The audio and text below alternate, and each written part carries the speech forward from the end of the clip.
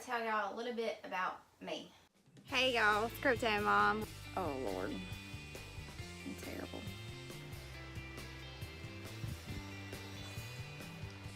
God, hell, I hardly ever have a plan. Get your mind out of the gutter. I don't know what I'm doing. Oh, I'm still recording.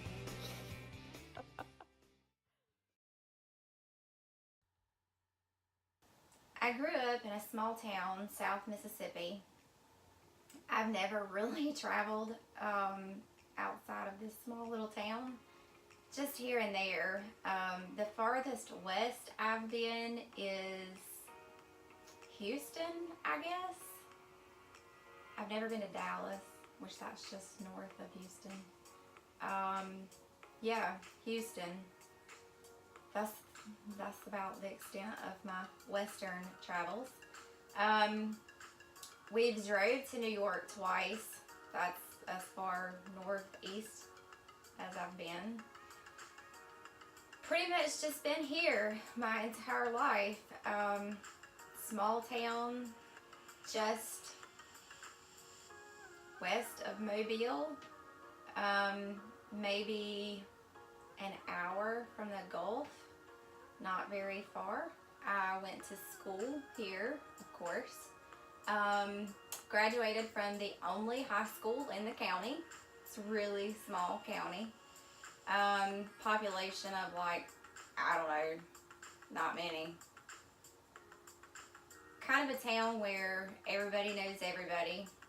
We all went to school together. If you live here, you went to school with whoever. So really, really small town. I think there's like four, maybe 4 red lights in the entire county. But I was raised here, lived here my entire life. I've never lived anywhere else. After high school, I got a job at Walmart. I think everybody has worked at Walmart. So I got a job at Walmart and I worked there for a little while. And then the wild side kicked in, I guess. I realized I had freedom after high school. And I went to work in Hattiesburg at a bar. Oh man, not some of the best years. Those were kind of the fun, wild years, but I'm glad I did that and had that experience and kind of got all of that out of my system before I was even 21. So I worked at the bar in Hattiesburg, not for real long, but it was fun, and I had that, I guess you would say, those wild years in probably 6 months. I kind of just got it all out of my system really fast. I wasn't too crazy wild, but by my family standards, I probably was. You know, the nose ring and the tattoo and the belly button piercing. That was just, oh my God, I can't believe I did that. Oh man, that was a fun experience. So after I worked at the bar, I got a little more serious with my life, and I started working at a small cell phone company. And I worked there for a little while, and then that cell phone company closed, and I went to work at a furniture store. So I worked at the furniture store for a little while, and I got a job at another cell phone company. And that's where life kind of really kicked in. By that time I was old enough, and I realized that I kind of needed to settle down a little bit and find a real job, I guess. And so I worked at that cell phone company in retail sales for, oh man, I guess I started there in 2005. And I worked there for 7 years. But let's rewind and go back. So about the same time that I started working for the cell phone company in 2005, Hurricane Katrina came through. And I met Grandin probably a week before I started working at the cell phone company, which was right before Katrina. And so I worked at the cell phone company. I was actually working in Pascagoula. And if any of you know anything about Hurricane Katrina, you know that Pascagoula was really hit hard. So it was absolutely insane working after Katrina, especially just starting. I mean, I just started working there like a week prior to Katrina. So I worked there through all of that, and then I transferred to the town that I live in. There was an opening, so I transferred here and I started working at that store.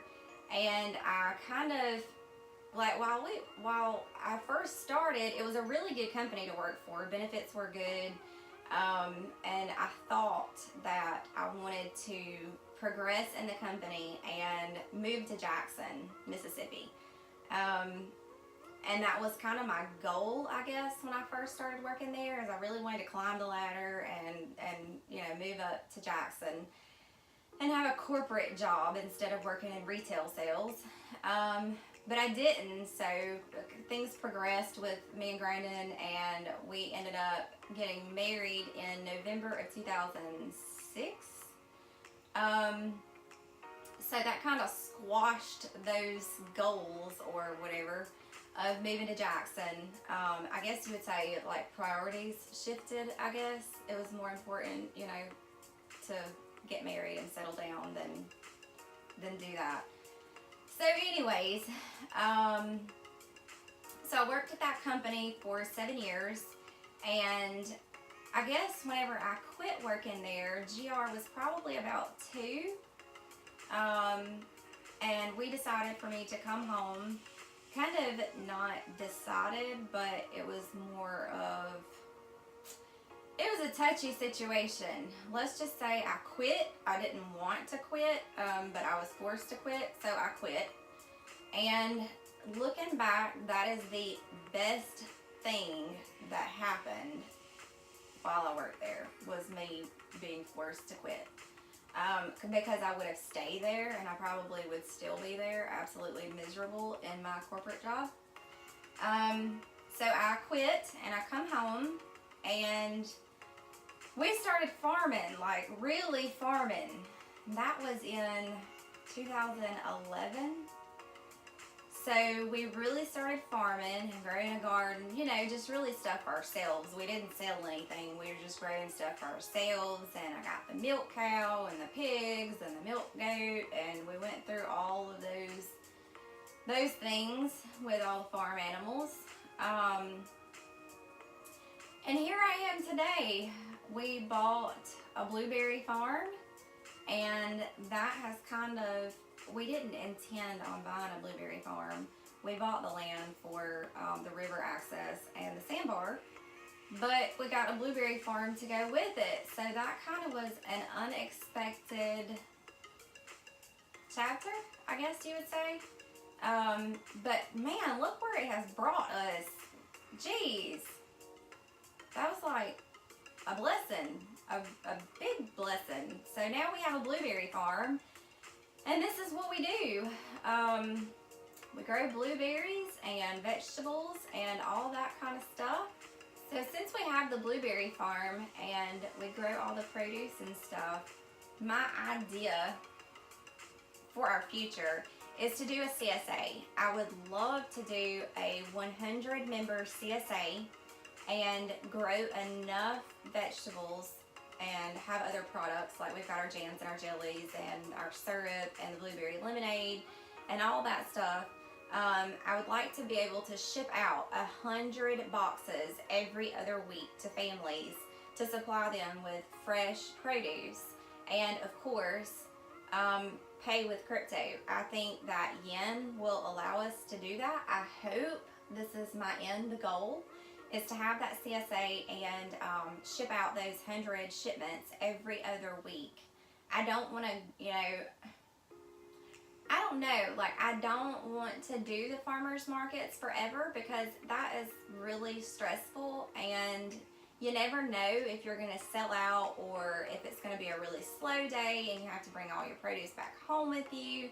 So I think having those the CSA members will kind of guarantee that everything that you grow is sold. So that's kind of our end goal, is to have the CSA. So we kind of know exactly the amount of stuff that we need to grow, exactly when everything needs to be ready. So yeah, I think that is, I think that's my end goal, is to do the CSA.